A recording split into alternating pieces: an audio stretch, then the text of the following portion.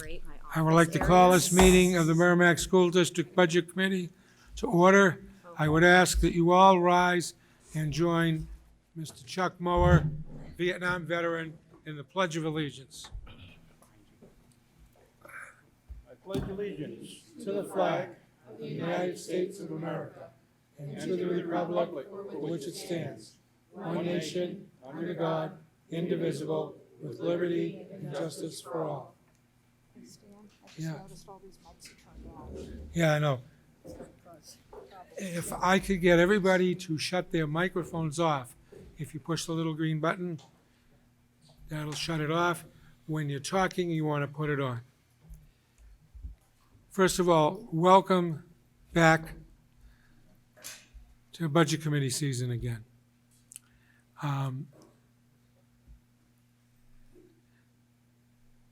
Shelley Jacoby, David Ilg, and Amanda Heidberger are excused from the meeting tonight. David Ilg might make it later, though, but he's excused if he doesn't.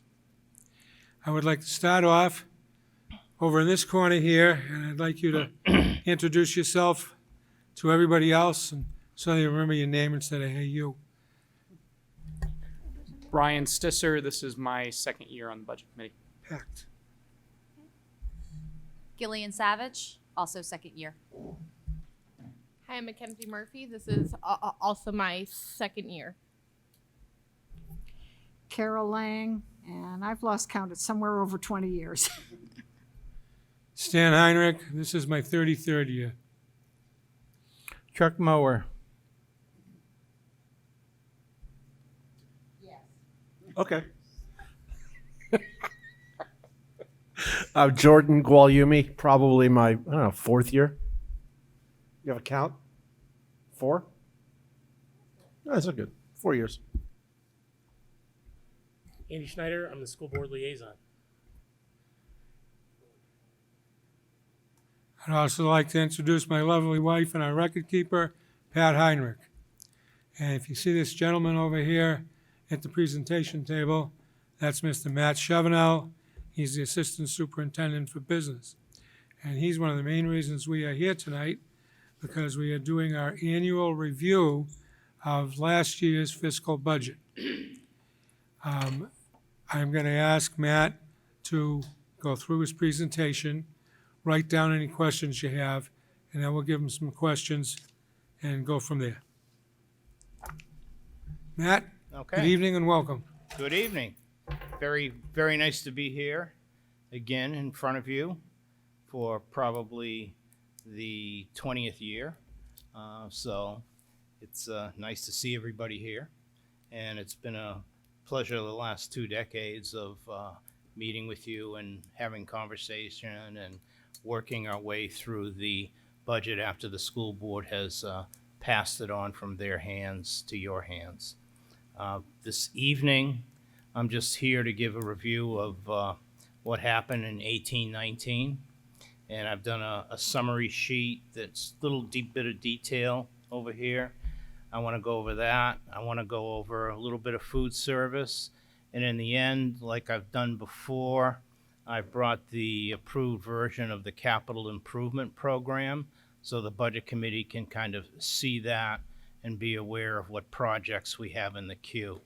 Capital improvement program is just that. It's a capital improvement plan. It's not necessarily a spending plan. So the items you see here, you know, may or may not be in the proposed 2021 operating budget. They may show up as warrant articles, or the board may decide not to put them forward at all. So let me start off with the budget for 1819.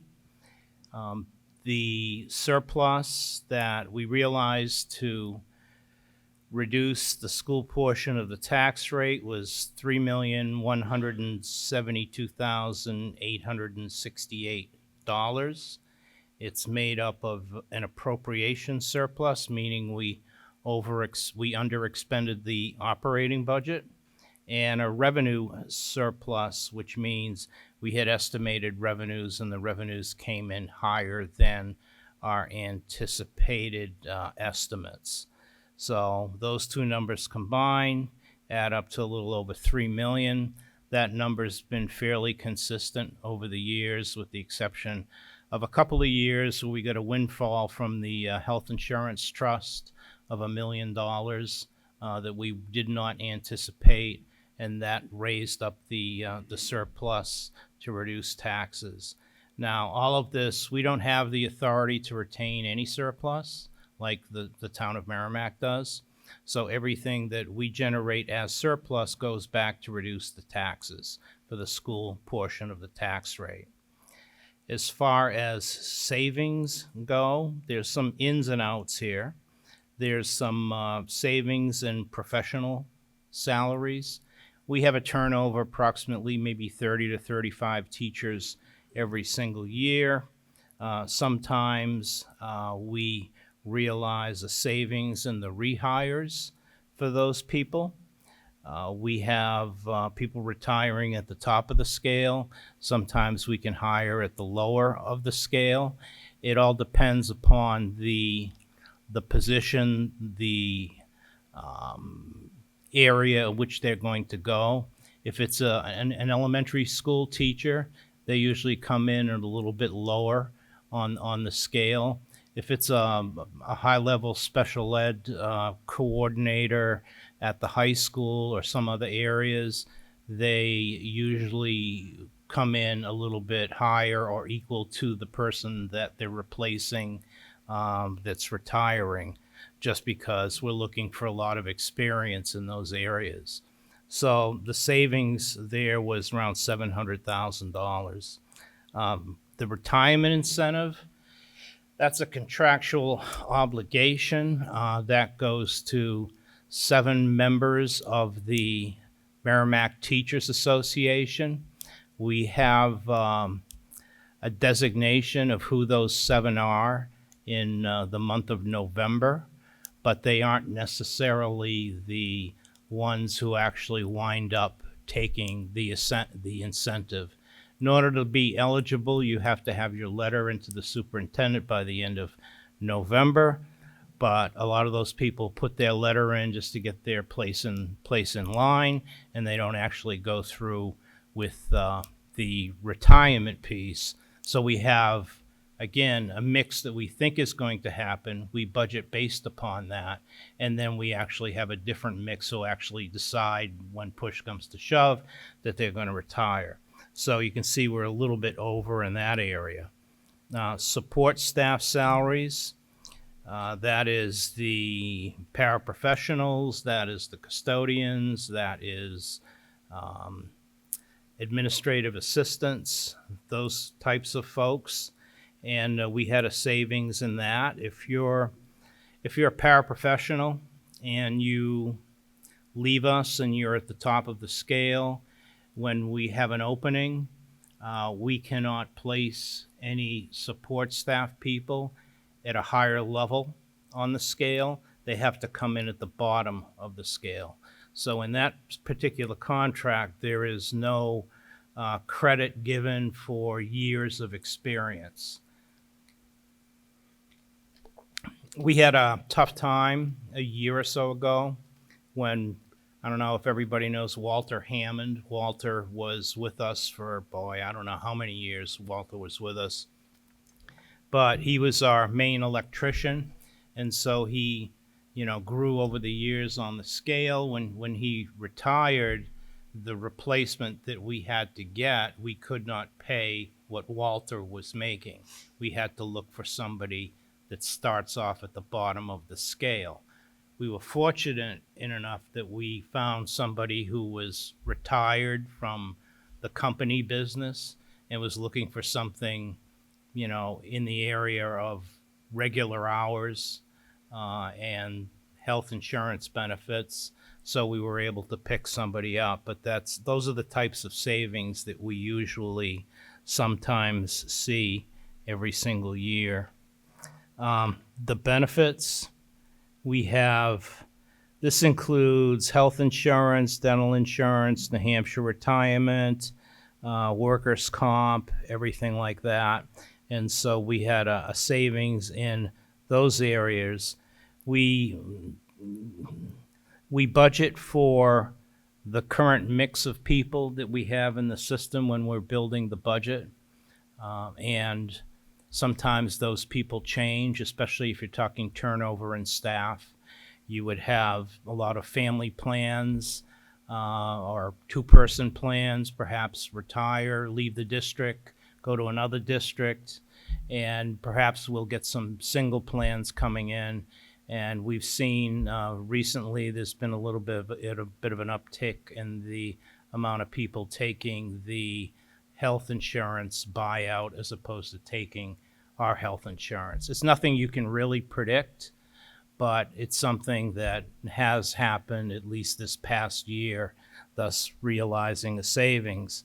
And when you're not paying out as much salary to professional staff and support staff, then the multiplier gives you automatically a surplus in New Hampshire retirement and FICA and Medicare and everything like that. So that was the big surplus as far as appropriations go. In the maintenance line, you'll see an overage. Our electric rates have stayed the same. Our rates have stayed the same for quite some time now. However, the distribution charge from Eversource went up more than we had imagined. The electrical rates that we're paying, I think, is 7 cents a kilowatt. And that's tied into like 2024. We signed a long-term deal with a third-party supplier, so we buy our electricity and our natural gas on the open market, but the one thing that we can't control is the distribution channels. So if Eversource petitions the state to get a big rate increase or something like that, that's passed along to us. But if we were buying from Eversource, we'd be paying probably 10 cents a kilowatt versus the 7 cents we are. So if we hadn't have been a little bit proactive years ago, and which we do every so often, we'll go out to bid on this. We have a broker that I've been working with for well over 15 years who shops it nationally. And so we go out and we get the best price we can, and sometimes if we can, we'll collaborate with the town. Sometimes it doesn't make sense to do that because depending upon timing, we could get a better rate, but our volume doesn't really help them out as far as the electricity goes. So if we can, we'll make it work. If we can't, then it just doesn't happen. Special education, you see a surplus in that line right there. That's because we've had, as in years past, we always try and build programs in-house to keep kids in their local school district because it is the least restrictive environment for a kid to be in. And we have to provide special needs children with the free and appropriate education in the least restrictive environment possible. And it's always best for special needs kids to be in their home schools with the kids that they know in their neighborhood. And so we've built a lot of programs in-house, and we haven't had to tuition kids out to a third-party facility. Some of those tuitions could run upward of $350,000. So that's something that every year we try and work at, and every year we pretty much have maintained a level that we think is desirable for the education of those kids. So they can be in their own school districts and they can have the most, the most beneficial education for them as far as normalcy and way of life and way of being and riding the school bus and having their friends over, and they're part of the school, which is very important. Contracted services, you see that line is up, overexpended a little bit.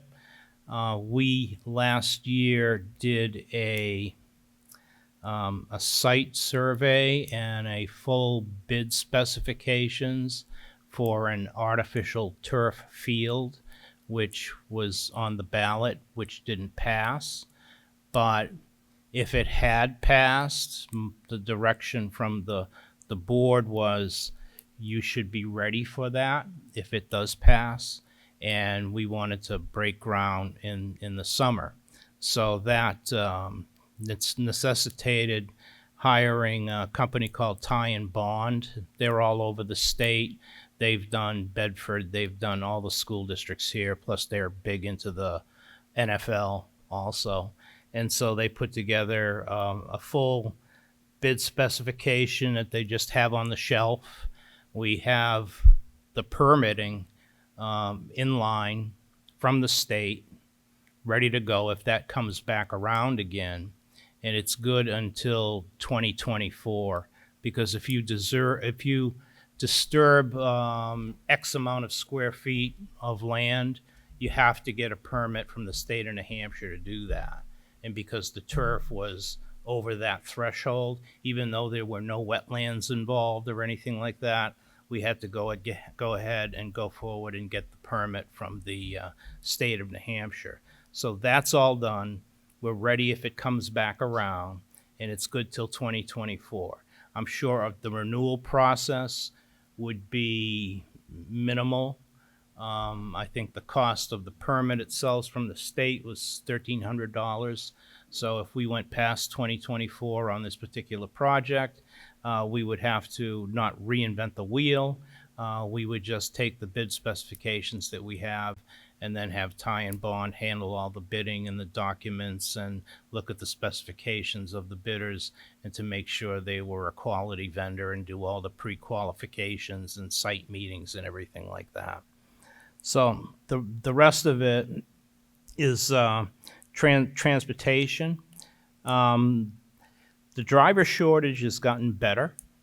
STA has been fairly aggressive as far as their marketing and their advertising and signing bonuses and everything like that. But last year was a little bit of a rough year, but we had to double up on some runs. And we did do that in order to make sure all the kids were home. And if we're not going to do a bus run, we're not going to get charged for a bus. So the billing was adjusted to reflect that. So you can see that over here, the $190,000 savings.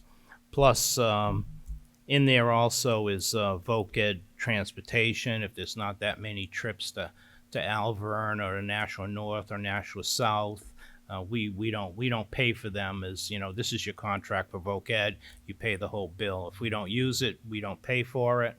But the buses are available for us if we need them. The rest of the items are really kind of minor in nature. You know, software, text, couple $1,000 under budget here and there. One of the larger ones is the last one. It's the bonded debt.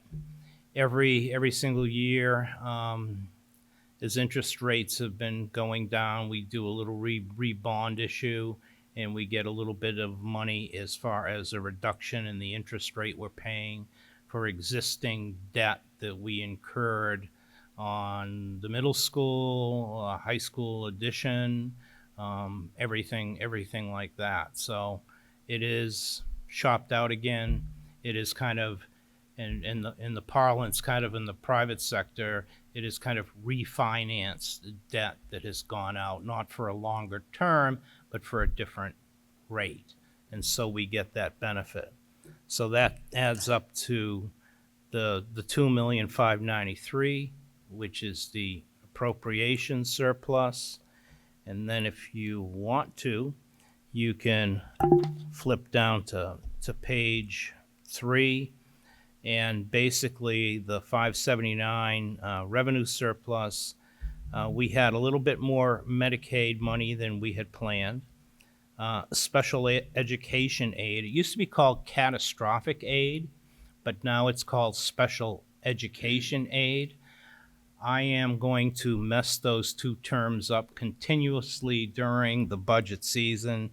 And, you know, John Fabrizio or Heather Barker, who's our new special ed director since John took over the superintendency of curriculum and instruction, you know, she'll be right there with it, but I'll still blow it and say catastrophic aid. But special education aid, and we receive tuition payments from other districts. Those are hard to estimate because you're never sure what is going to happen of who wants to come to Merrimack from, let's say, Amherst or Brookline or Manchester, and if we can take them and we have the facilities to house them, the sending districts pay us tuition directly. And so we don't necessarily budget for that because that's basically kind of an unknown unless we have like an area agreement to send X amount of students, but we don't have that anymore. Years ago, we used to have that in Bedford because we had the Get Set program at the high school, and Bedford guaranteed us maybe 6 or 7 students every single year. And then with the construction of Bedford High School, they created their own program kind of modeled after us, which is really good, that takes kids, special needs kids, out of the high school into job sites. They're supervised, everything like that.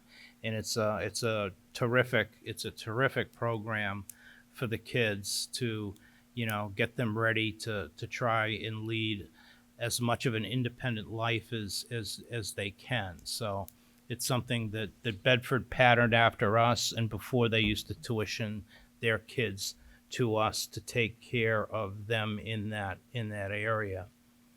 The food service department, you can see, you know, we've had revenues, expenditures. Our fund balance went down from 39,000 to 32,319, so we're still in the positive as far as food service goes. This past year, we had a rate increase as far as the cost of lunch. It's kind of funny because the rate increase is dictated to us by the federal government because we have free and reduced meals that go to kids. They fill out forms, and that's a program that's been around for a long time. And so they look at the number of free and reduced, and they calculate how much money we're making off of that. And then they look at what we're charging and how much money we make off of that, and they do a comparative. And if our prices are lower than the reimbursement we get for the free and reduced meals from the federal government, then they force us to increase our price. Because the feeling there is you're making money off of free and reduced, and you're passing that savings on to kids who aren't on free and reduced. That isn't the case, but they make us increase those prices.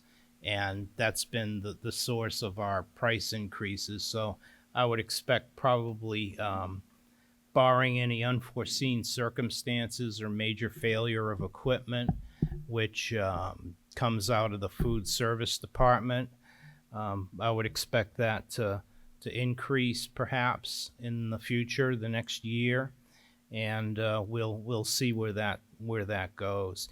Usually the first year after a price increase, you see a dip in participation, especially at the high school level. But then again, in year 2, people get used to the increase in the prices, and they come back to the program. I've been talking for a bit, so if there are any questions right now, I'd be happy to answer them. First of all, thank you, Matt. Yeah. I'm going to go around the table. You have any questions? Any questions? Any questions? I was just curious about item number 5 on the maintenance. caused by increasing utility distribution costs?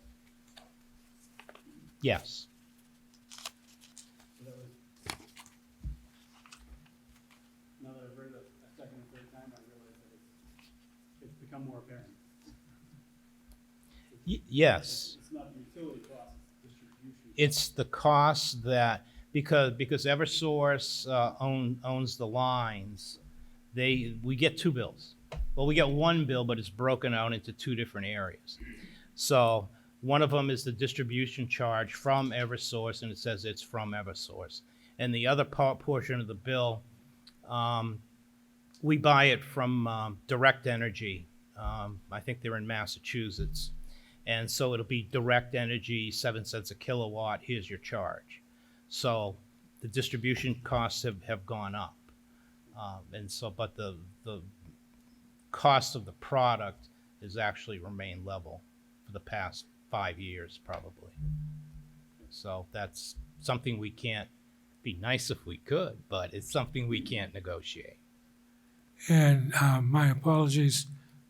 This is Lee French. He got here a little late. He had some stuff to do. He's one of our members. Carol, you have any questions? Yeah, I got a few. This is something, going back to something I brought up last year, but it really only will factor in the years the contracts are up. But I'm just wondering if it's ever been discussed at the school board level about, for both maintenance workers and paras, whether we could rework those contracts when they come up for renewal to allow us to pay, when we need somebody with a particular expertise, to pay them additional. I don't think the board has talked about that as a strategy. I don't know, Andy. You're the board, so go for it. I'm not going to talk for you. I'm not the whole board, I'm part of the board. Part of the issue when you get into these negotiations, especially with MESA, which is the body, they have certain things that they want, and that there's things that they don't budge on sometimes.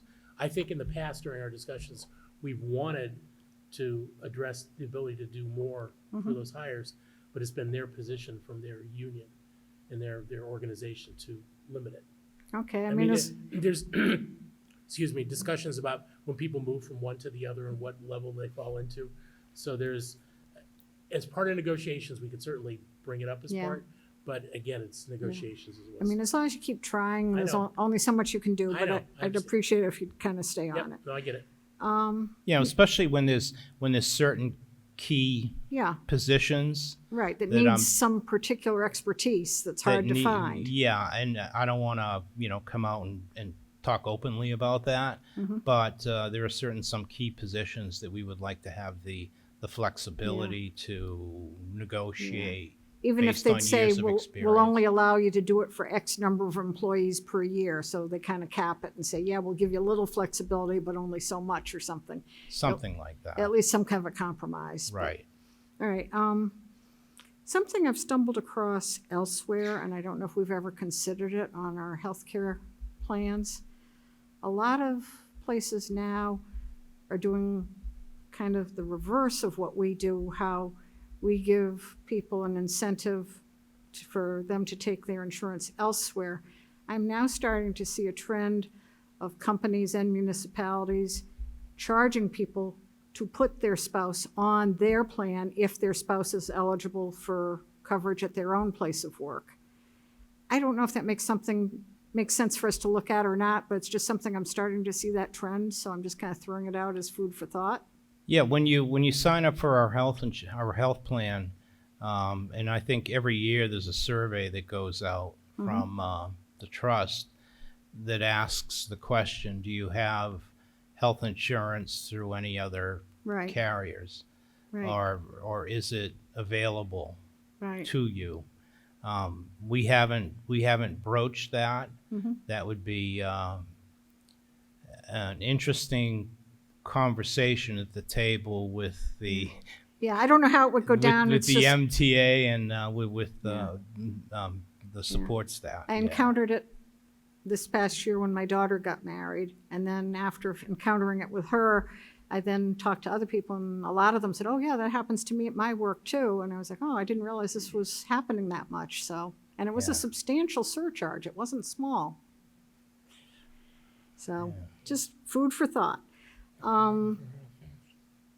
The turf field, does that bid price go up each year for inflation, or is that a locked-in bid? Well, it hasn't been bid, but the price that we were given is good for a couple of years. Okay, so if we go too long, then that price Yeah, might adjust correct. upwards. Okay, and then my last one is when we have students that live in one town, want to go to school at a different town's school, is that even that much of an option that's thrown out? I see it a lot when I'm in Florida down there. They all go all over the place, and it's kind of like they just say, hey, as long as you can get transportation, you can go to any school you want. I haven't seen it that much up here, and I'm kind of No, it's wondering. up here. It's the exception, Yeah, and it's not commonplace. Mhm. Usually there are circumstances revolving around that, but it is not very commonplace Yeah. here. I don't know if it has benefits or drawbacks, but it's just, I noticed that it's done very, very frequently down there. And in some cases, it makes sense because a kid might want to go to a school that specializes in something that they're particularly interested in. So sometimes it does make sense. And as long as they don't add any added transportation costs, because now they have to provide their own transportation. Yeah, it's usually something on a hardship level Yeah. here. It's not just because I like this school better than that school, Yeah. or this school has this program. So Yeah. there's not school choice in this state. Yeah. All set, Basically. Carol? Yeah, I'm all done. Okay. Chuck? I have no questions at this time. Jordan? Andy? I was just gonna respond, Carol, you talked about the healthcare, and it's a spousal surcharge, right? Because I have that in my work. One of the approaches we've been taking in the school board level is to add different options for healthcare beyond the couple that we had before, specifically ones that are, what's the phrase, Matt, that we use, the, not the higher, what's the phrase we use with the other healthcare options that we introduced? There's a phrase. it's- Oh, the there's point of service, there's service. HMO point of service, and then there is See, we're it's a both- high deductible plan. It's high deductible. So for younger teachers that don't need as expensive a healthcare, it's a way for them to save money. So that's the first approach that we've taken, similar to what other districts do. The spousal surcharges, I haven't heard it used a lot in public sort of things. Industry uses it a lot, absolutely. But public, I mean, we'd have to research that. But it's a good idea when we get into the next negotiations. Yep. These things change all the time, so. Yeah. And if you're on the next negotiating team, we'll let you lead with that. Your turn again, Matt. Okay. If I may, I'd just like to give you a look into the future. So if you wouldn't mind turning to the back page. I've done this before and it's proved a little bit popular and everybody's eyes kind of light up and, at least from my perspective, I could be totally wrong. But this is the capital improvement program that was approved by the school board just recently and is going to go in front of the town planning board.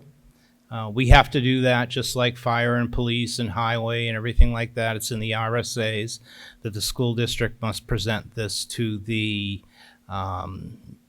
planning board, the town planning board. We first bring it before the school district planning and building committee, and then we take their recommendations and we bring that before the school board, and then the school board gives their recommendations or their final version of the plan, and then it's presented to the town of Merrimack planning board. So we have a number of items that kind of is going to foreshadow what you may or may not see in the budget. We have a roofing project that we put off last year that's in there for 2021. It's for portions of Massacola Elementary School and J Muse for $655,000. It is This year, we hired an independent roofing consultant to go through with Tom and to look at all the roofing structures we have in the district. And Tom had identified these areas in the past, and without the independent consultant knowing what Tom was recommending, he recommended the same areas that Tom did, which made Tom feel very good because that validated his expertise and kind of made me feel really good because I know how good Tom Tussaud is. We also have something different in here. It's a master plan study. We want to look at, we've talked about central office and where's the best place for central office. We've talked about the demo of the Brentwood building and we would put it there. And then we talked about the greenhouse going away, the blue house going away, redesign of parking and everything like that. And we'd really like to take a step back and to take a look at the entire high school campus going all the way down O'Gara Drive to include the skateboard park where the tennis courts used to be, and come up with a master plan that would include where is the best spot to put central office. It may or may not be exactly where the remains of the Brentwood building would be standing. It may be in a different location. What would the traffic flow look like at 210 at the high school if we had somebody look at this area with a blank sheet of paper, knowing what the parameters of the size of the lot is and what they have to work with, and looking at the traffic flow of the buses? Could we do something to help that issue out as far as when the high school kids leave? That is, it's something that we need to take a look at, because when they leave, it's like getting out of a Patriots game. You're just on the road and you go. I can't blame them. They're high school kids. They want to get out of there. I would do the same thing. I would probably be one of the worst ones you've ever seen. But anyway, it'd be something to look at different traffic flows. Do the buses really need to wrap around the building? Is that the optimal way? Or could there be a different way for buses to come in? We talked in the past with the Planning and Building Committee about making O'Gara one way at one certain times and the other way at another certain times. Maybe we look at making O'Gara 3 lanes wide. Maybe we don't. Maybe we look at taking all the guardrails up and taking all the parking lots and redoing them all and restriping them all in a different configuration. You came in through Mastercola Elementary School parking lot that was designed and engineered by Steve Keach, and it's pretty much a day and night scenario from what it used to be. There's lighting in there. You can see your vehicle. There is not a big pond in the middle of it. The drainage underneath was a major undertaking. The redesign of the striping was a major undertaking. We gained probably 25 parking spots in that lot. Just by clearing out some brush, adding some legitimate spots, because people were parking there anyway, and then doing a total redesign of the area. So we want to kind of take that concept of how we approached it and apply it towards Merrimack High School, because we're going to have to repave those parking lots pretty soon. I've driven over them. Everybody's driven over them. They're getting to a point where we're going to have to, we're going to restripe for next year, and maybe we're going to move the striping around to see if we can gain some spots somewhere and get a little creative. But those whole parking lots, I think they were done last probably in 1997, 1996, something like that. Yeah, I know. And so, it's time for an overlay and just to do it all over again. And I know there's been complaints about the guardrails and everything like that, and how the spots on the side of the road are kind of cordoned off into these little boxes. And, you know, we can look at stuff like that, and we'd like to hire a company, and we'd like to partner. I'm on the town center committee, and with Nelson Disco and Karen Freed and Peter Flood, Finley Rothaus, and we have a new member, which is Kyle Fox. And I'm glad Kyle Fox is your DPW director. And I'm really happy that Kyle was there, because I could kind of talk about this, because this is kind of part of the town center area, because we want to make sure we have sidewalks going from Babusick Lake Road up O'Gara all the way around the high school and then back, so you can do a big loop. We see people there all the time, but there's no sidewalks where the tennis courts used to be or where the skateboard park is. There's no sidewalks where the dirt, unofficial, not sanctioned parking lots are on O'Gara. And we'd like to look at that, complete the sidewalk project to give them a walking area, perhaps create a little bit of green space where people want to sit down for a little bit, have a bench, they could sit down and relax for a little bit and then continue along their walk. But what that's going to do is that's going to cordon off the dirt parking lots, so we need to look at perhaps creating some more parking lots, or maybe when we take down the other buildings, we will have enough parking lots. So it's a complicated study, and I'm not sitting there with a pad of paper and a pencil and trying to sketch it all out. That's not my forte. So we're going to have to look at some companies, and we like to partner with the town, with Kyle, because he's got a multitude of experience, and we definitely need his input with anything that does with traffic and public right-of-way and flow, and he's a damn good engineer, and we want to take advantage of him. But we still want to have a certain amount of money in the budget to hire, let's say, a VHB, a Steve Keach, a Ty and Bond, a company like that. So that's what that's about. Probably talked a little bit too much about it, but it's something I'm kind of passionate about, and it's something I'm kind of looking forward to making Merrimack High School look and have a presence when you drive up to it. So anyway, that's what that's about. We have the SAU construction campus redesign. It's in a TBD area. That's going to come out of the outgrowth of the master plan study of the high school. Bleacher upgrades in the Smith Gym.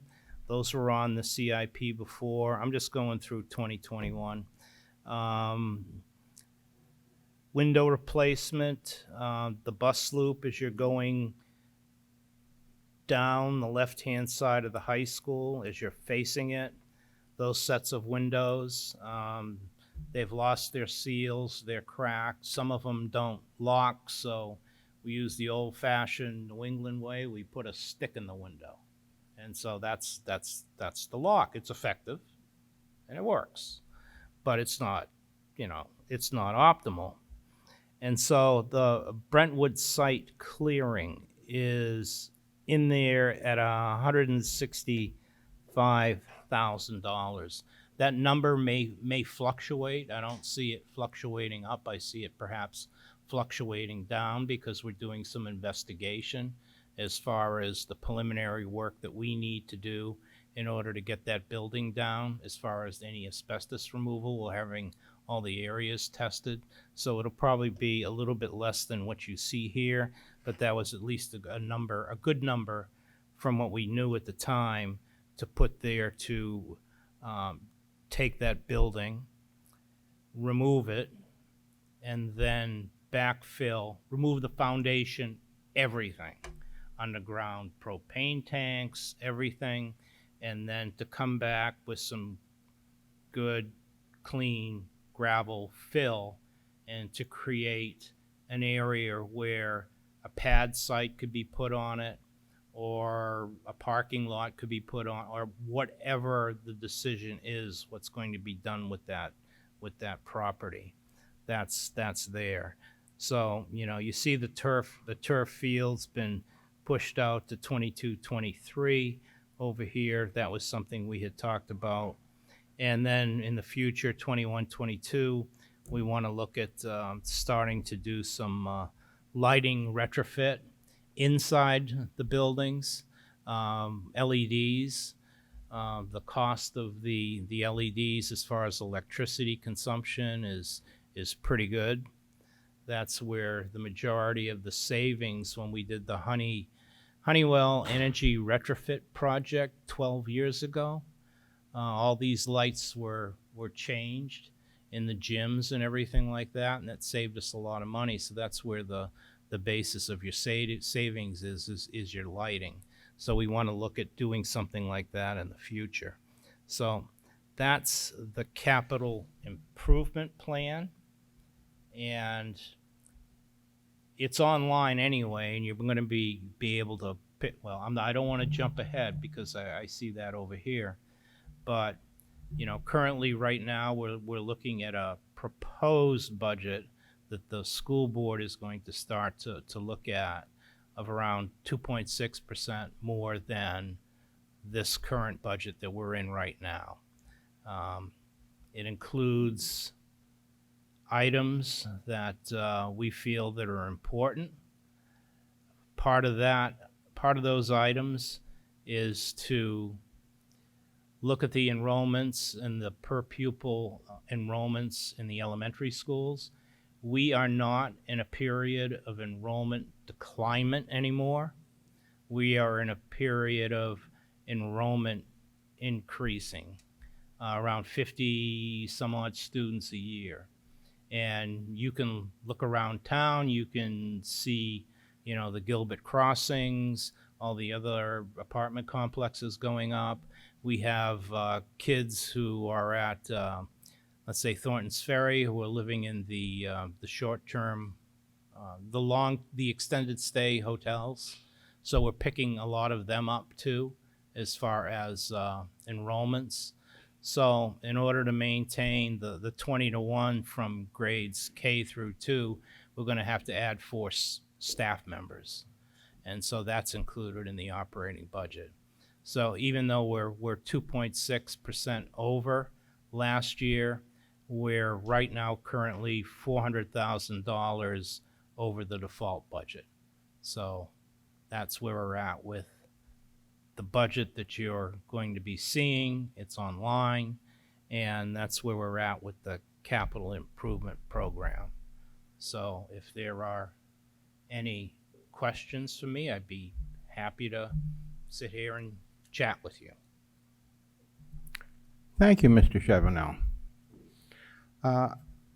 Any board members that would care to ask any questions? Carol? Yeah, 2 things. The master plan study, how would that interface with the planning and building committee? Oh, they would, we're not doing anything without the planning and building committee. Okay. So yeah, they're going to be an integral part of that. Okay. Absolutely. Okay, Yeah. because I just didn't want to have parallel tracks or something. No. Okay. And then, this is kind of going to sound like a weird question, but on the windows. I haven't had a lot of experience in recent years with the windows in the schools, but I remember at one time, a lot of the windows were the ones that were designed so they don't open. And there were some real problems when we got hot spells in the schools that don't have air conditioning. And it was decent out, but you couldn't open a window to get the breeze in. Yeah. When we install windows, do we still put in windows that can't be opened? No. Okay, All the windows open. good. Yes. Thank you. That was a big bugaboo for me. Yeah, you have to have that for life safety too. Well, it used to be that way. It was like, Right. you know, you didn't have air conditioning in the school and the windows couldn't be opened. And it was like, so what are you supposed to do? And it would get really hot in those rooms. Yeah. So, okay. Any other board members? French. I noticed at the very bottom, it mentions the ventilation study refinement district-wide to be studied for a potential phase-in. Yeah. Could you touch on that for me, please? Yeah, in a lot of our buildings, because of the age that they have exhaust-only ventilation, so it'll pull the air out of the room, and they don't have fresh air coming in. So when you have a classroom and you have 30 kids and you have that situation and the doors closed, then you have an increase in the level of CO2 rising in the room. And CO2, when it rises, it can give you that feeling, it's stuffy. You're going to feel like it's kind of stuffy in here. And then you'll feel perhaps a little bit, not on your game. You'll feel perhaps even get a headache or something like that. So we had done a preliminary study with Honeywell on this and identifying the areas where increased ventilation should be. And there's areas in the high school that need to be addressed. There's areas that at every elementary school that need to be addressed. There's areas at Mastrocola Upper Elementary School that we addressed years ago. I think 27 classrooms we did. We put unit ventilators in the room to bring in fresh air, condition it a little bit so it's not bringing in the wintertime like 0-degree air was, heated a little bit and it was brought in. We did that, but it's time to take another look at it, do another survey, see where we are. But it's all about CO2 levels, and there's no set standard for CO2 levels in facilities, but there is a recommended level that you have. But if the CO2 levels increase, like I said, it can affect student learning, because if you're groggy and you're not, alert, you have a tendency to have your mind wander. I've been in those areas where, it has been that type of situation. So this is a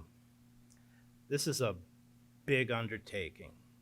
So this is something that we want to look at, and we want to look at it kind of carefully and try and map out some sort of plan so we could phase that in over the years. We're not talking central air conditioning or anything like that.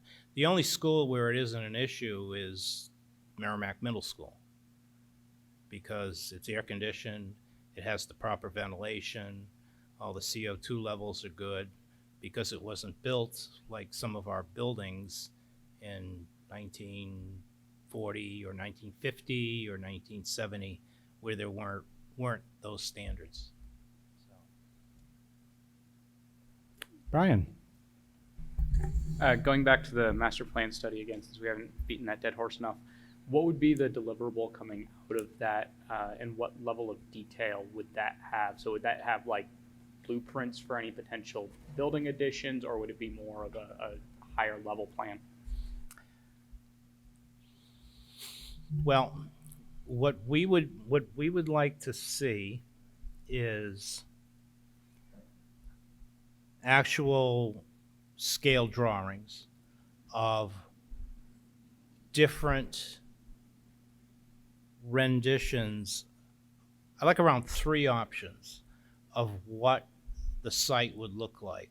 Let's try option A, option B, option C, and have it drawn to scale using existing, and then having everything that would have to be taken away, and then with kind of a cost estimate on that. As far as, did you say building plans or not? Yes, if there were buildings being added. So would that be a second step then to actually have those designed? We would probably use the footprint for design purposes of the central office that we already have had designed for several years. The spaces could be rearranged, but everything that's in that building is pretty much what we need. So we would use that as the footprint. So I'd like to have like 3 different renditions. I'd like to maybe, look at getting a scaled model or something, or at least something in CAD that you could turn and look around.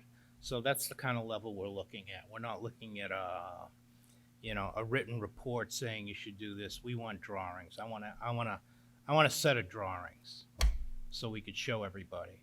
And then, we have these meetings in front of the board. They get presented. They're on TV.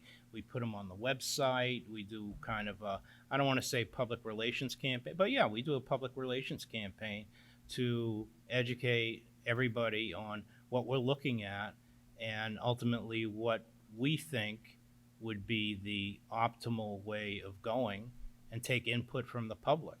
So that's what we're looking for. Something comprehensive. Andy? So just to add to that conversation, to finish Matt's thought, think of it as a request from the Planning and Building Committee as well as the school board. Let's not have any preconceived notion of where a building is. You've got the blue building, which is sort of close to the high school. You got the green building where the SAU is. You've got the red building, which we're hoping to get rid of and have open land. Where's the best place to put a building, assuming the traffic flow and the parking and other uses we may want to have of the complex? Because if you listen to the Planning and Building Committee, their first sketch included a place where you could put tennis courts close to the high school. Yeah. It's one of the options that you would look at. So the idea is to try to throw anything out the window that you might have preconceived and have somebody with no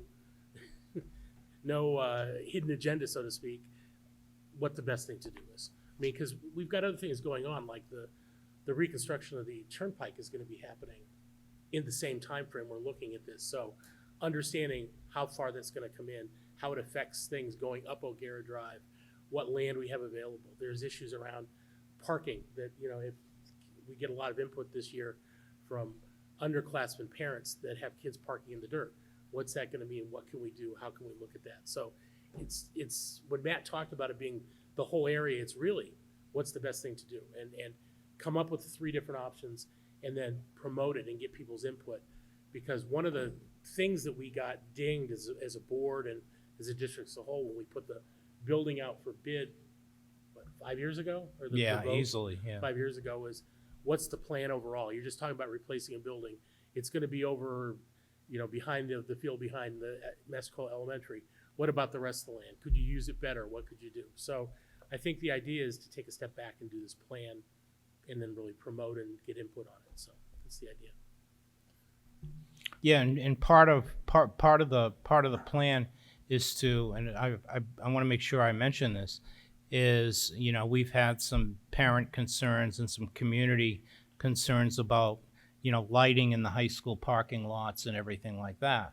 So as a part of that, we would look at how could we adjust the lighting to optimize that entire area, kind of like what we did. There were only 2 lights, but there's LEDs on the side of the building over here with Massacola. How could we improve the lighting? And you can't place the lighting until you know what your plan is, because you don't want to put it in the middle of a roadway that you're going to be building. So that's part of it too. It's fairly comprehensive. Any other questions? Seeing none, I have a couple.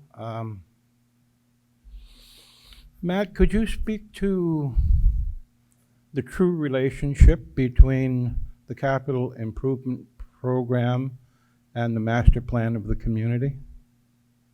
Well, when we go before the town planning board, our CIP is incorporated into the plan that they have as far as our numbers go. So it's melded together. Now, I know what a master plan is for a town, but is this an integral part of the town of Merrimack master plan? I can't answer that. All I know is our numbers are in their numbers. Well, if I could just expand on that a little bit, because we are not so differentiated from the town in terms of the planning process. The reason that we have a master plan is so that we can defend our planning and zoning at the state level and in the courts. So regardless of what the legislature may or may not do, we have a sound foundation for the way we see our town developing and growing. And so I would just like to dismiss the common notion that people seem to subscribe to, that somehow or another this is an extremely flexible document and is largely a wish list for what the school district might like. But in fact, it is not a wish list. It is a true representation of what the overall municipal corporation of the town of Merrimack is going to defend in terms of how it exercises its power for planning and zoning. It's also a function of legitimacy relative to grant opportunities, both at the state level and the federal level, and of course private grant opportunities as well. So I would like to dispossess anybody of the idea that somehow or another the capital improvement program isn't really all that important, and we can put it out and put it out and put it out. Now, as you've just testified, we've been putting out a lot of number of things for some period of time that are now catching up with us relative to today's best management practice and code standards. Now, this is an ambitious proposal, but it's one that we should undertake soberly. It's not something that we can dismiss easily in terms of how it actually affects the economic well-being of the town of Merrimack in terms of its capacity to insure, to borrow money, et cetera, et cetera. Capital improvement program is an integral part of a master plan foundation that holds the community safe from harm of those who would exploit it for particular development reasons and so forth. Now, I'd also like to say that several years ago, we had a program that everybody participated in, which is very often the case with good initiatives and ideas and so forth, called, I think it was the Safe School Initiative. It was something like that. Yeah. And it was predominantly revolving around the ability of students to get to school safely by alternative transportation needs, and particularly pedestrian needs. So I'm very encouraged to hear you lend such strong support for a plan of development that includes sidewalks. Yeah, that was the Safe Routes to School program. Safe Routes to School Exactly. program.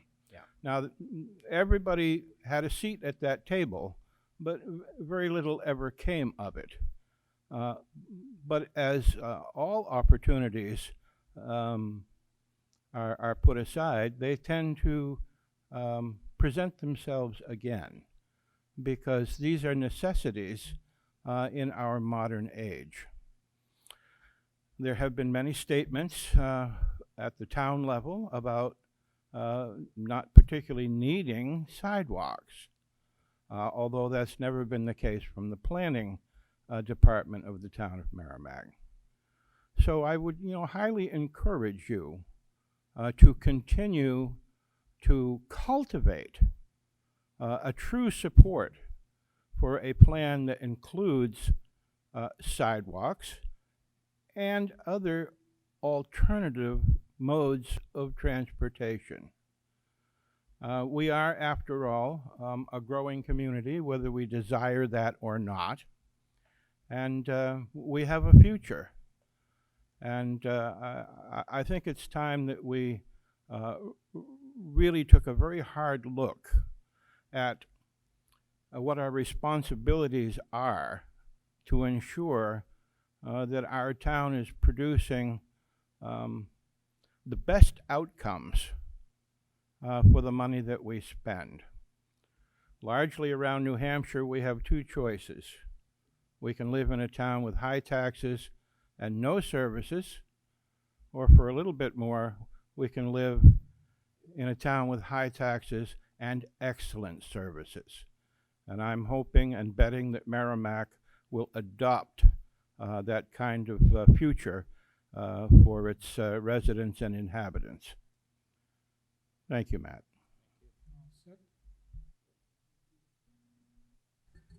Any other questions? Matt, thank you very much for doing your presentation. Yeah. And please keep up the good work with our school department. Yes. Thank you. and- Keeping them on their toes. Yeah, it's a pleasure sitting here and having a conversation with you guys. So it's always cordial, it's always friendly, it's always professional, and I appreciate it. So thank you very much. You're welcome. Moving on. Before we get to reorganization, I want to tell you about the budget books. And budget books are available now, Matt? Yes. Okay. They're available at the superintendent's office. You need to go in and sign for it. That's the green building over at the edge of the high school. And then you will be able to get your budget books. And while you're there, I'd be glad to give you a tour. Right. They would be glad to give you a tour. Now it's time to reorganize. This is the time of night when, or year, you have to elect a new chairman or chairperson and a new vice chair. And we have to do it with a voice vote, roll call vote, but you can't vote with secret ballot in a public meeting. So, saying that, are there any nominations for chair? Chuck? I would nominate Stan Heinrich to continue as our chairman. You have an excellent record in conducting the business of the Budget Committee. I'm very happy to serve at your pleasure as a vice chair if someone would so nominate. Thank you, Chuck. I'll second that. You don't need a second on a nomination. Are there any other nominations for chair? I'm going to ask one more time. Any other nominations for chair? Seeing none, nominations are closed. It is now time to vote. What I would like to do, where there is only one person on the ballot, I would just like to do this with a hand vote of raise your hand for yes, or don't raise your hand at no, raise your hand at no, whichever works. All those in favor of electing me chair for another year, please do so by raising your hand. All those opposed? All those abstaining? He's abstaining. Yeah? Would you like a revote? Okay. All those in favor of me as chair, please raise your hand. It's unanimous. I don't have to go ask for the other two questions. At this, and first of all, thank you very much. It's an honor to be the chairman of the Budget Committee in Merrimack, and it's also a lot of fun. It's one of the best non-paying jobs I've ever had. Right now, we need to elect a vice chair, and I would like to nominate Mr. Chuck Mower for vice chair. Are there any other, do you accept the nomination, Mr. Mower? I accept the nomination. Are there any other nominations for vice chair? Are there any other nominations for vice chair? I've done that 3 times. There are no other nominations, so we will close the nominations. At this time, it's time to vote. All in favor of Chuck Mower as vice chair, please raise your hand. And that was unanimous also. You have your acceptance speech written, Chuck? I'd like to thank you all for your support. Next on our list, we have a member resignation. Kevin Bobbitt has decided that even though this was his last year on the committee, he decided to resign before the meeting start. And he's got other things to do, and he wants to try something different in a different committee. Because of that, I would ask that we accept with regret the resignation of Kevin Bobbitt. I move we accept the resignation of Kevin Bobbitt with regret. Any other comments? See? Oh, seeing none, and I don't see any other comments, complaints, or whatever. All those in favor of accepting the resignation, please raise your hand. Okay, it was unanimous. Now, in regard to that, it's December 10th, and we usually have a problem when we get resignations that do we want to go out, and it's our choice as to what we want to do. Do we want to go advertise in the newspaper, put something up on the web, or whatever, go through that process of hopefully getting somebody to apply, and then having to set a meeting to do an interview with that person or possibly persons, though last year we didn't get anybody. Or the other options. That's right, I'm sorry, I stand corrected. The other option, but we got you earlier in the year too. The other option is we just hold the position open and do not fill it. We are not required to fill it. I'd like everybody's thoughts to get an idea of what way we want to go. Yes, Chuck? We ran into this problem previously, Yep, and it was the decision of the committee at that time to promote the application of someone to fill the position. I personally am of the opinion that the more representation we have, the better off we are. So I'm all for doing as we have done in the past of soliciting an applicant to fill the position. We will carry on unless and until we find such an applicant. But I think it's important for us to reach out and try to get somebody to fill the position. and that'll be fine. Just please remember that we would have to have this done before the first night we start reviewing budgets, because that person's gonna have to be brought in, possibly trained, get their stuff as to what they're gonna have, and then get assigned a liaison assignment. And with the 2 holidays coming up in the next 2.5 weeks, don't be surprised if we don't get anybody. Well, I think it's important that we try, Okay, we'll despite try. despite the narrow window. Now, do we have to put an ad in the paper, or can we just do social media, notice at the post office? I'm just trying to think, because those ads are not cheap.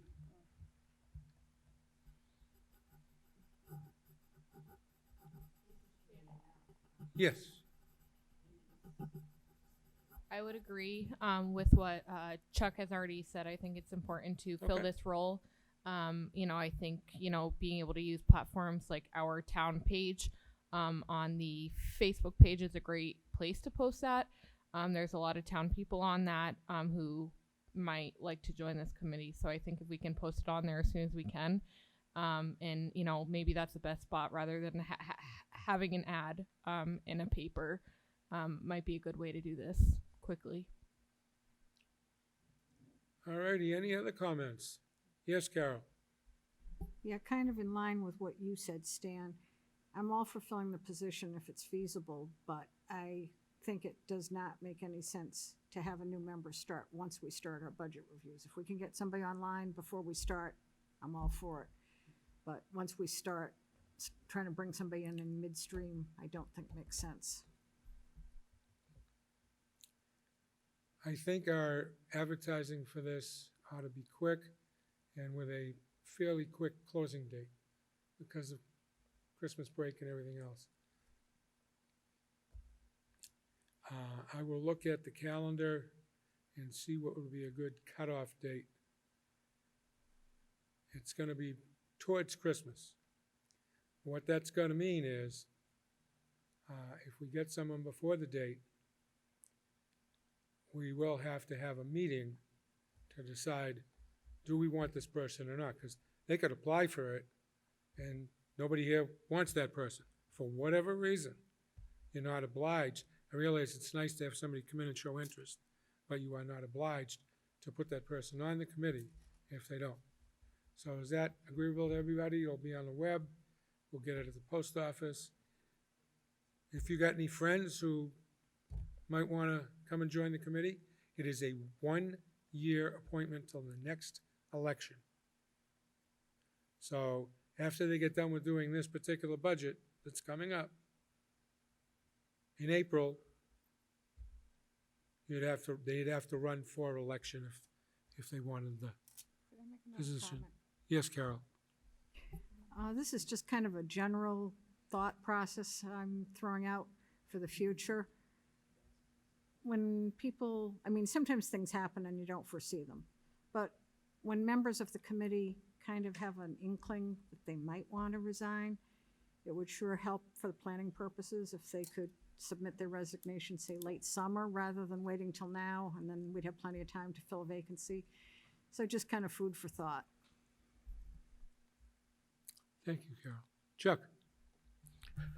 Simply for the purposes of clarification, I'd like to suggest that what we are doing is empowering the chairman to make an executive decision on a date-specific calendar day for the smooth and efficient operation of this application.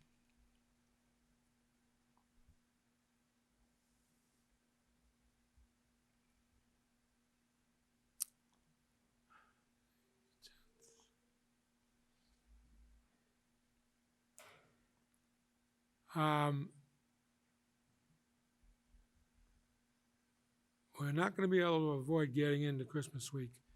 I would propose putting out the word and posting it, and they need to get their application into us no later than the 24th of December, which is Christmas Eve.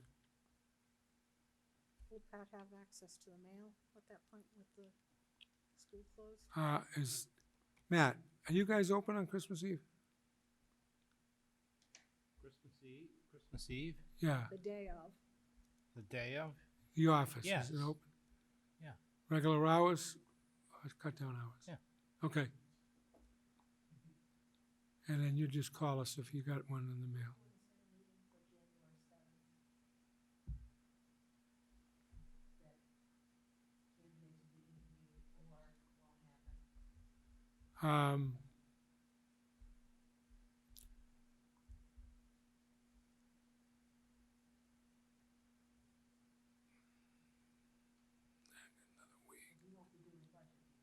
No, I know that. I think that'll be a reasonable night to meet. Now, where we're gonna meet? Don't know yet. The reason we're here tonight is because the high school was occupied. If we're meeting on the 7th of January for the sole purpose of interviewing somebody, it's probably gonna be over in the high school conference room.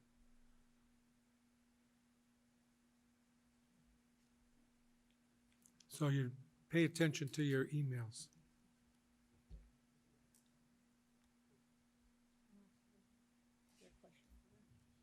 I need to ask a question of Mr. Chevino. Matt, do you have the dates of do you remember what the dates are of our budget that we're proposing? Our budget meetings? For some reason, the 7th is ringing a bell, but I could be completely wrong. It's a Tuesday. At our school board meeting on Monday, next week, we're gonna finalize the school board budget. Yeah, meetings. I don't have And there is those. gonna be a meeting that's an off night from a regular school board meeting. I just can't recall whether it's the 7th or not. So. What I remember, Andy, because I was watching the last Yep. meeting on TV, And there was discussion of the 8th, but then there were people that said they weren't available for the Right. 8th, and then I don't know what the default Right, ended exactly. up So, to from there. so what I'm saying is that I don't know whether that conflicts or not. Yeah. So, Well, I don't think it would conflict only because, I mean, if we couldn't meet in the conference room, we could meet somewhere else. Well, we wouldn't It have just the means school you board. wouldn't no, have the but school I- board but I liaison. might not be there. Yeah, I mean, that's, It's just, yeah. No, I don't want to go out to the 14th. That's too long. put your stake in the ground and we may not Yeah. conflict with it at all. I just want to. Well, you won't conflict with the location. All right, so we will do that. Andy just mentioned something. The school board does sit with the department heads at their board meetings and review their budgets. If you are interested to spend the night up at Town Hall and listen to the budgets being presented by the various departments, have at it. Take notes. Committee meeting schedule and liaison assignments. I will be sending you via email, because I don't think we were able to get them printed today. Liaison assignment requests. Please fill it out and send it back to me, or you can just send me an email with what you want. That works too. And then I will try my best to get you the choices that you want. Regarding the meeting schedule, we generally meet on Tuesdays and an occasional Thursday. I'm going to try to continue that with one of the differences is going to be in February. Because on Tuesday, February 11th, there's an election or something going on here. Now, I realize the polls would be closed when we would start our meeting, but I don't want you getting caught in a traffic jam. So it could be one of those meetings will be not on a Tuesday, might be on a Monday, might be on a Wednesday, but it won't be on primary day.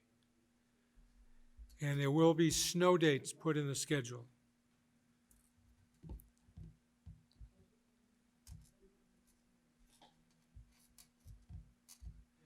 Any other questions from the Budget Committee members? Well, now I would like to welcome the last surviving person who's here as public participation. If you would like to come up to the table and publicly participate, you're more than welcome. I'm not a resident. I don't know if I have the authority. You got something you want to say, just come up and say it. Came for a reason. I'm a non-resident taxpayer. My name is Phil Foote. In the interest of full disclosure, I'm on the Bedford School Board. Oh, okay. We don't have a budget committee, so I'm not sure what you guys' function actually is.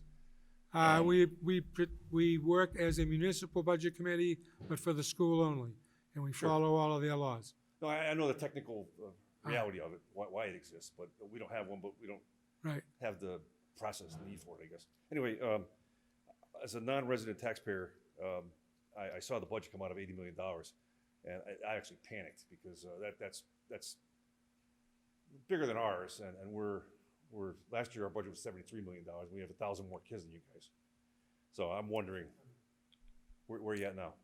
We're at 4,400. You hit 39? Up from what? 33?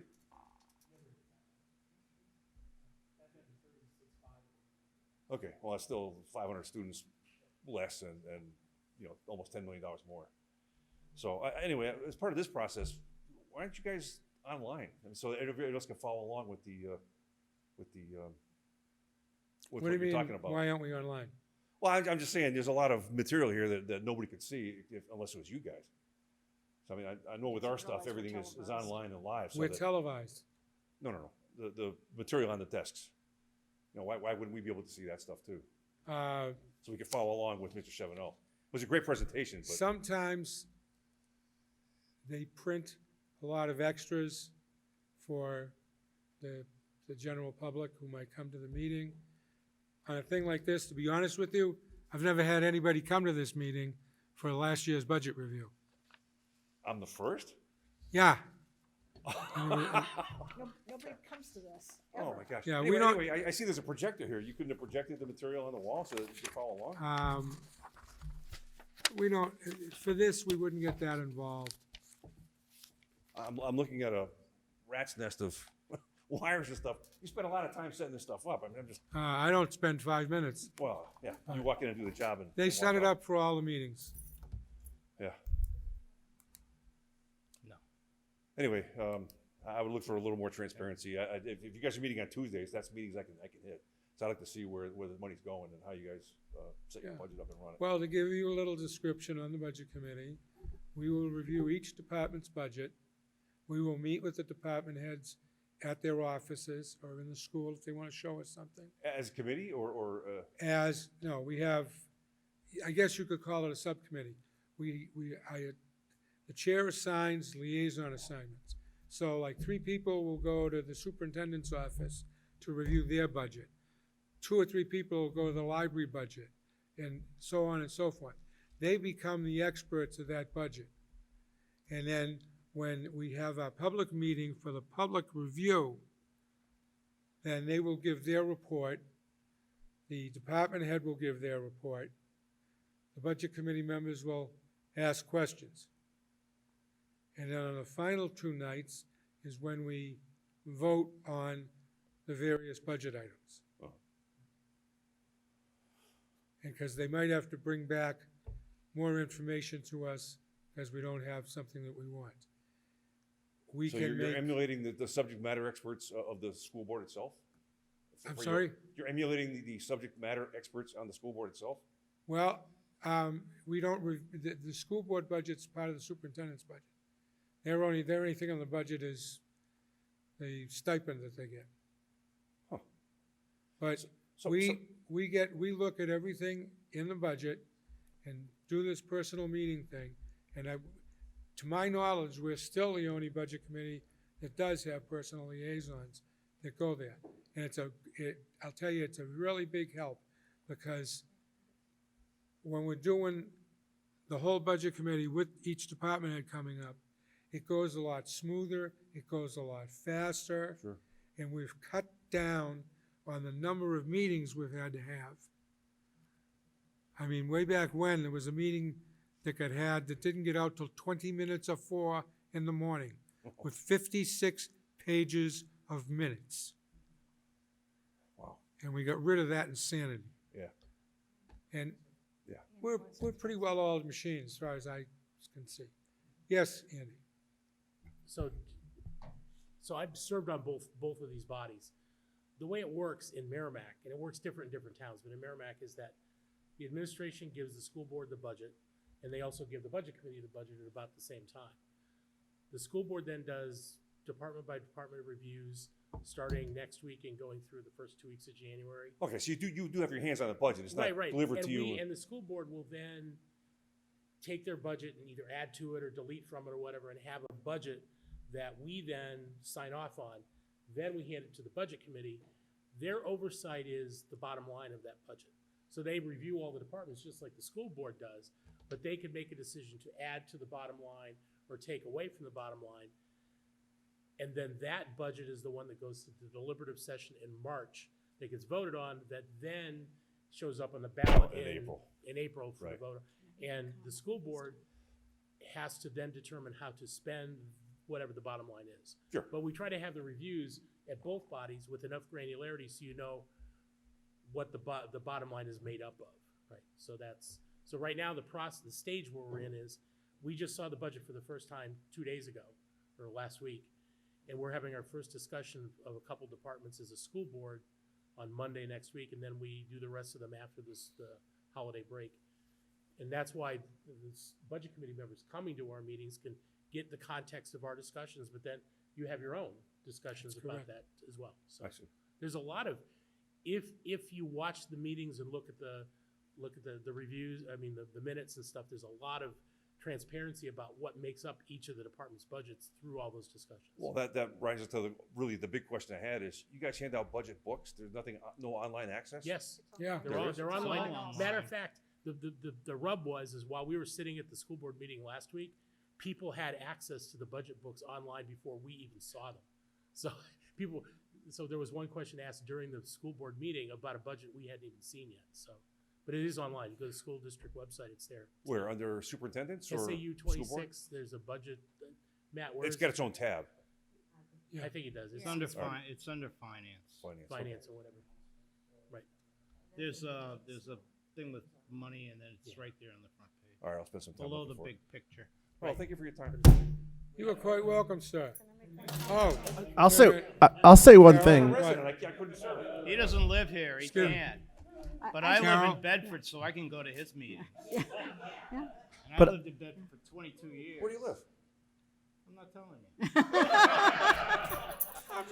Oh, okay. Yes. Oh, I know the name.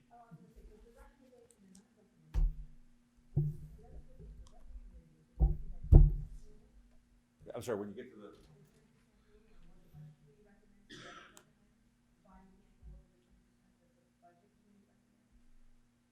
So up or down? Up or down? Yeah. Yeah. So you're bracketed. Yeah, I'd say that. All right. Carol, you had something you want to say real Yeah, quick? I just wanted to tell you, over the years, I've done this for a lot of years now, and I would say there's one outstanding feature above everything else of having a budget committee, and that is our liaisons, because the school board, they meet as a board and they review each department's budget. But they don't necessarily have the time to send out people to meet with individual schools or department heads, et cetera, et cetera. So they just take whatever is brought into their meeting, as opposed to us literally sending a group of 2 or 3 people to whichever department it is, seeing an example if they need new desks or they need new whiteboards or whatever. It gives a much more in-depth perspective that I don't think the school board doesn't have the time to get in-depth like that. So Sure. that to me is the beauty of having the budget committee. I know Goffstown has one too. They do the same kind of thing? I don't know how theirs works. I don't believe they do liaisons. Oh, so you could really have a budget committee that does really whatever you designed it to do. It's not. For, you don't have Not a constrained by any majority at kind of rules or- a liaison meeting, so you're Right. okay. All right. And you're not making any decisions in public, so you're okay. Right. But thank you for coming in. Oh, well, thanks for having me. Thanks for taking my questions. Thanks for the time. You're welcome. Okay. Well, feel free to come back once we get into the meat and potatoes. I mean, today was kind of a He'll be in review the and meat and potatoes of his. what's that? Can we come visit yours? Sure. Well, we don't have a budget committee. It's all No, but you have a school board Yeah. meeting. Oh, everybody's welcome. That's open to everybody. I'll be there now. Okay, so please don't forget to pick up your budget books and be looking in your email for the stuff, or send me an email of what assignments you would like to do, and I'll get back to you as to which they are. And I would also, at this point in time, like to thank Merrimack TV for coming to videotape us tonight. Did a great job. Thank you. Anybody have any other items not adjourning that they wanted to discuss? Seeing none. Mr. Moa, I move to adjourn. do I have a second? I'll second. Second by Carol, all in favor. Thank you all very much, and good night.